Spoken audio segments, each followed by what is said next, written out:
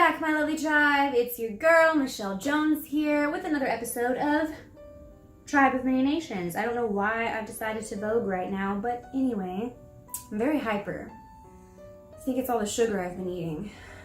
Anyway, I know it has been absolutely forever since I've done a demonology video, so I'm sorry about that. I didn't mean to be missing in action this whole time. I've just had a lot on my plate with continuing the vegan and animal rights series that I've started, and also, great news, I'm starting my own nonprofit animal rescue, which is in its baby form, so it's going to be a while before we're even able to actually rescue the animals. I'm in the process of doing all the legal paperwork on that, so fingers crossed that we get that done as soon as possible. But I haven't forgotten about my love for the paranormal and all things supernatural, and I definitely have not forgotten about you awesome people who follow my demonology series. So we are going to head back into that series today.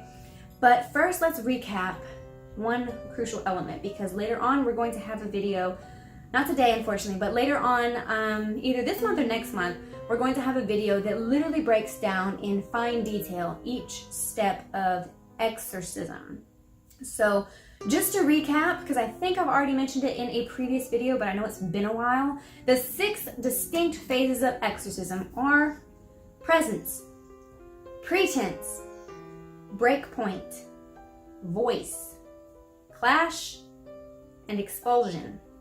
Now again, we're going to have a video later on, either this month or next month, where we break those down even further, so bear with me. I just want to kind of give that recap, because it's definitely something to remember in case you are ever in a situation where you are assisting on an exorcism or things like that. It's good to know what is usually expected and what usually happens. One interesting case that I have been reading up on, I still don't have all the fine details because honestly I've been so far behind on this topic that it's just awful. But if you've ever heard of Ed and Lorraine Warren, you have probably heard of the Werewolf case. And that involved a name, and I'm not sure if this is his actual name or if this is a name they gave him to kind of protect his identity, by the name of Bill Ramsey. And I hope I'm saying that right. But in this case, it was kind of believed that a demon, scratch that, it was kind of believed that Bill Ramsey was possessed by a demon, and that the demon was using kind of like this telepathic hypnosis to make him see things, believe things, and basically what he ended up believing is that he was a werewolf. He started acting like a werewolf, like an animal. He started exhibiting signs of lycanthropy, which actually is, I don't know if it still is, but it used to actually be in the DSM, which is the Diagnostic and Statistical Manual for Mental Illnesses and shit like that. Oh yeah, back in my psych days. But it kind of highlights a valid point. Demons in themselves are not human, obviously, they're not animal, but they are kind of like a weird spiritually evil kind of combination, right? So they can make humans do just about anything that they want to, including acting in an animalistic way. So in that particular case, he was acting like a werewolf, so they dubbed him the werewolf. But if you haven't seen my previous video all about werewolves, which I think I did over the 31 days of Halloween last year, I definitely encourage you to go check that out. It started getting me thinking, like, what if all of these cases where these people were basically executed for lycanthropy way back in the day, what if they were actually demonic possession cases, where the demon was making that person believe that they were a wolf, that they were some kind of beast, and then the person was acting on that by physically attacking, biting, and eating people. It doesn't really explain the physical sightings of werewolf-like creatures and things like that, but it would explain how people would confess to being werewolves for no reason. Because I mean, it doesn't make any sense. Why would someone confess to being a werewolf? Well, maybe they're possessed by a demon. You know, I don't know. Anyway, so the last episode we talked a little bit about signs of demonic possession, correct? So another sign that I wanted to highlight and kind of point out is that of amnesia, blackouts. We may have already talked about this in the previous episode, but people often who are possessed by a demon will experience blackouts where they don't remember what is happening. But on the rare occasion, they will remember certain things as if they are seeing through the demon's eyes, as if they're watching these things play out, but they have no control over what's happening. So I'm not sure which one would be worse. Honestly, probably the being able to see things. Also, I wanted to tell y'all about this phrase, another term, if you will, called perfect possession. Perfect possession is where someone voluntarily makes a pact with a demon or the devil himself, whatever you want to call it, to become possessed by a demon or the devil or whatever you want to call it. And in that state, it is very hard, if not impossible, to perform an exorcism because the person voluntarily gave up their soul, gave up their body to a demonic energy, force, creature, whatever. All right, let's talk about some demonic offenders. And by that, I mean different types of demons and different ways that they will attack people. So there are the intellectuals, right? These are the demons who will literally use our own intellect and intelligence against us. Most people nowadays don't believe in demons. They don't, hell, most people nowadays don't even believe in God. So, you know, there's this, as we move into a more and more scientific and explained world, there's very little left to believe in as far as like the old world where there was superstition, there was magic, there was supernatural things happening. So a lot of people nowadays don't believe in anything supernatural or paranormal in the least. So a demon would very easily latch on to someone who doesn't believe in anything supernatural, knowing full well that that person believes themselves too smart or too intellectual to ever believe that a demon is causing his problems, and would probably never reach out for any kind of spiritual help because, you know, demons aren't real. Haven't you heard? Wow. Then, of course, there are the con artists. These are the demons that tend to use our own emotions against us, right? So during demonic oppression, these are the demons who will heighten tension in the homes. They will cause discord between the people living there. They will cause violence. They might cause someone to be domestically violent towards the other. And I'm not saying that this is all the demon's fault, because there are plenty of people who behave violent and exhibit domestic violence in their home without any kind of demonic influence. I'm just saying that a demonic influence in the home is going to heighten these problems even more. And the goal here is usually to get someone isolated, so they may do all sorts of horrible things to kind of cause a divorce or a separation. Then when they get the intended target isolated, then they go in for the attack, because, you know, they're attacking through the emotions. And as most of us know, when we're thinking through our emotions, we're usually not thinking clearly, and we're usually very weak-minded when we're reacting off of emotions. And last but not least, today I have the brutes for you. The brutes. I like to say that word. Anyway. The brutes are the demons who attack in a very animalistic and visceral way. They're not very intelligent with this kind of attack. They're very in your face. They're very obviously supernatural. They're very any case you ever read where someone like moves into a new home and immediately starts seeing and experiencing things that are obviously supernatural, like shadow people, things going missing, literally out of this plane of existence missing, seeing monstrous shapes, having horrible nightmares. I mean, not that nightmares are supernatural, but they're obviously experiencing things like getting bitten, scratched, hit, things that a normal spirit, human spirit, wouldn't necessarily be able to do. And they're just definitely going to know that something supernatural is happening to them. So it's not like a very intelligent way for the demon to attack, but if it is a demon who has already had residence in that specific space and maintains their power in that specific space, they may not even be intending to actually possess that person. They just may be intending to hold on to that space by attacking whoever comes into it. I don't know. I don't, obviously know what a demon thinks. Another term that I have recently read about is called the Black Fast.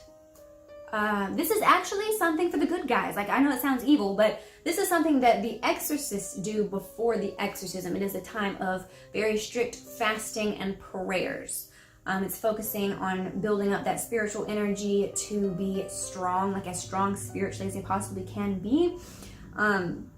on the day of the exorcism. So the black fast is what the exorcist himself goes through. And I find that interesting and kind of confusing, because if you think about like way back in the day, people would call Satanists, demon worshippers, and witches, they would say that they would commune and have these black masses. Black mass, whatever I'm trying to say. Which is basically the the antithesis of an actual like Catholic church mass, where, you know, you might envision witches or whatever going out into the woods and summoning demons and sacrificing small children and, like, I don't know, having sex with demons and all sorts of creepy shit. Which, I mean, honestly, I don't think there was ever any proof that that ever happened anyway. In fact, most, if not all, okay, I won't say that. Most witches are not evil at all, and most witches do not summon demons or worship the devil at all. Most do not. There are some witches who are also Satanists, so there's that. But most witches and pagans and things like that I've met laugh at the idea of a black mass, because, like, really? No, not at all. I know in the last video we talked about different mental illnesses that people who are possessed can, like possession can be confused with, like schizophrenia and things like that. But something to keep in mind is that when someone comes out of a possession, let's say the exorcism was successful, when someone comes out of that possession, they're still going to be going through their own kind of hell, if you will. They're going to most likely have PTSD, most likely have depression. They may have thoughts of suicide and things like that. Because, I mean, if you can imagine, that would be absolutely traumatizing, if not the most traumatizing thing I can think of. So, yeah.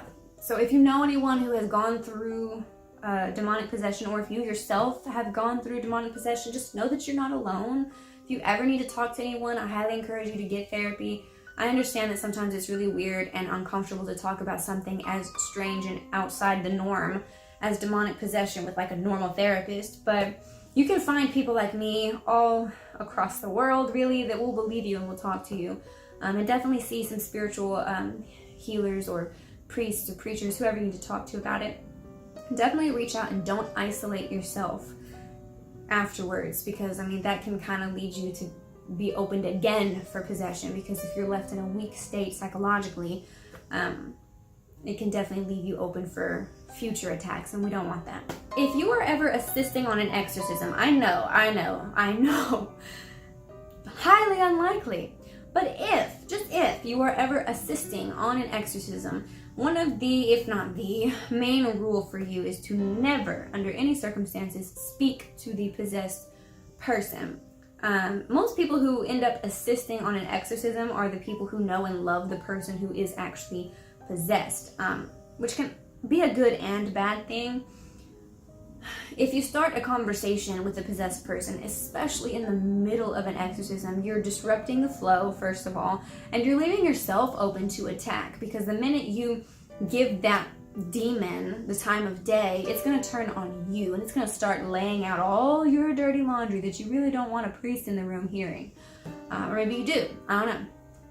It's going to start saying some really hurtful things to you. It's going to try and break you, and you really don't need that kind of psychological and spiritual attack on you when you're trying to focus on getting the possessed person free of the demons. If you've ever heard of the chakras, they are spiritual pools, spiritual balls in your body that kind of line up in a straight line all down your body.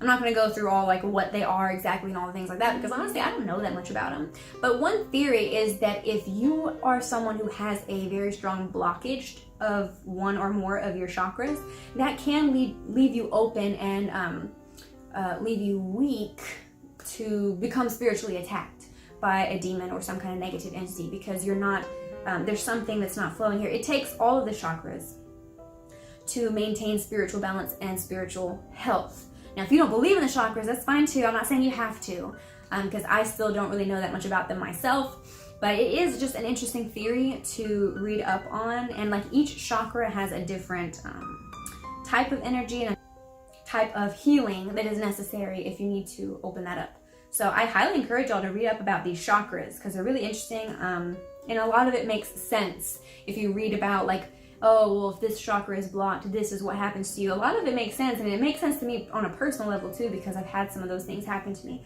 So, pretty interesting stuff.